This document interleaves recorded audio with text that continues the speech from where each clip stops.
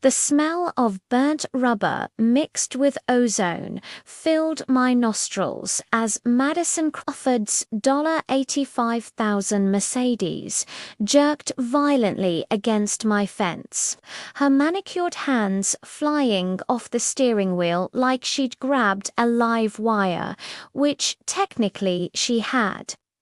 The electric fence I'd installed 48 hours earlier had just delivered 10,000 volts of pure karma through her car frame. And the sound of her screaming through the windshield was the sweetest symphony I'd heard in months. 3 weeks ago, she had laughed when she demolished my gate for the 7th time. Her convoy of HOA board members cheering her on like she was some suburban conquistador claiming new territory.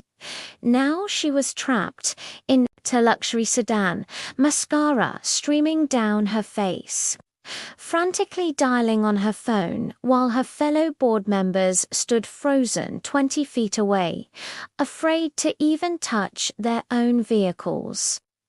The news crew she'd brought to document my supposed violation was getting footage all right, just not the kind she'd planned. But here's what Madison didn't know as she shrieked about federal charges and attempted murder through her cracked window. I'd won a $3.20 $2 million wrongful termination lawsuit 6 months ago against one of the biggest tech companies in Silicon Valley. And every penny I spent on that fence was legally protected under agricultural defense laws. She'd never bothered to read the best part, I had 6 goats munching grass 50 feet away. That made this whole setup completely legitimate. My name is Jackson Reed, and 6 months ago, I was just another tech security specialist working 18-hour days in a glass tower, until I discovered my company was selling user data to foreign governments and made the mistake of thinking the truth mattered more than profit margins. The CEO, a man named Richard Brennan, who wore $5,000 suits and had a smile that never reached his eyes, personally escorted me from the building after publicly calling me a disgruntled employee with mental health issues. The security team I'd worked alongside for 5 years wouldn't even make eye contact, as they took my badge and laptop. The wrongful termination lawsuit was supposed to take years, but my lawyer found emails where executives discussed neutralizing the Reed problem, and suddenly everyone wanted to settle quickly and quietly. $3.2 million after taxes with an NDA that covered everything except the fact that I had one. I could have bought a penthouse in the city or a beach house in Malibu, but instead I drove until I found a place where no one knew my name and the nearest neighbor was half a mile away.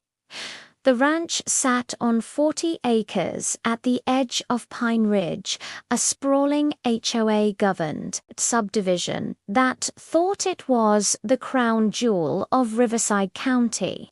My property line ran right along their eastern border, technically outside their jurisdiction, but close enough that they could see my land from their community clubhouse. The previous owner, an old rancher named William Hayes, had warned me about the HOA when I bought the place, mentioning something about them being ambitious with their community expansion plans. I thought he meant they might send me flyers about joining their association. I didn't realize he meant they'd try to annex my land through sheer force of will and bureaucratic terrorism. The first time I met Madison Crawford, she pulled up in her white Mercedes on a Tuesday morning while I was fixing a section of fence that had been damaged in a windstorm. 3 vehicles followed behind her like she was leading a presidential motorcade. She stepped out wearing a cream-colored blazer that probably cost more than most people's monthly mortgage. Her blonde hair styled in that specific way that said she had a standing appointment at the salon every Thursday at 2 p.m. when Madison Crawford's Mercedes disappeared down my drive that first time. Dust clouding my morning coffee, I knew this wasn't over. She had that look, the same look my former CEO had right before destroying my career.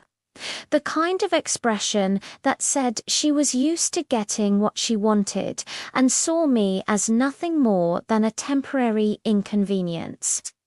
Listen, if you've ever dealt with someone who thinks rules don't apply to them, hit that like button right now, because trust me, what I did next will give you ideas.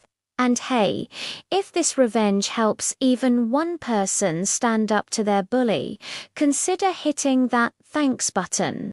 Your support literally keeps these stories coming. Now, let me tell you what I found when I started digging into Madison Crawford's past.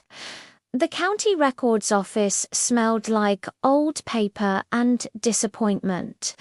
But the clerk, a woman named Barbara, who'd been working there since the 80s, knew exactly what I was looking for before I even finished asking.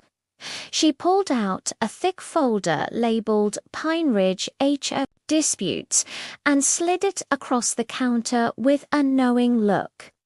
Inside were 7 years of complaints, lawsuits, and property transfers that painted a very clear picture of Madison's reign as HOA president. The pattern was obvious once you knew what to look for.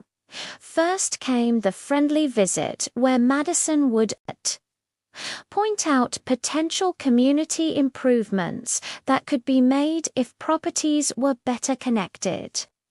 Then came the violations, always minor at first, escalating to daily fines and legal threats. The legal fees would mount until the property owner either capitulated or sold, usually at 60 to 70% of market value to a company called Sunset Development Holdings. Guess whose maiden name was Sunset? Madison's husband, a real estate developer named Preston Crawford, had been using his wife's HOA position to force sales for the better part of a decade. 5 ranchers had been absorbed this way in the last 3 years alone. The Johnsons, an elderly couple who'd owned their land for 40 years, sold after Madison, filed 17 violations in a single month, including one for disruptive rooster activities when they didn't even own chickens.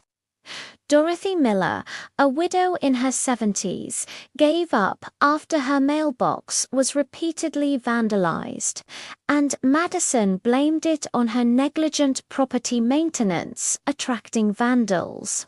The list went on, each story more infuriating than the last. But Madison had made a crucial mistake with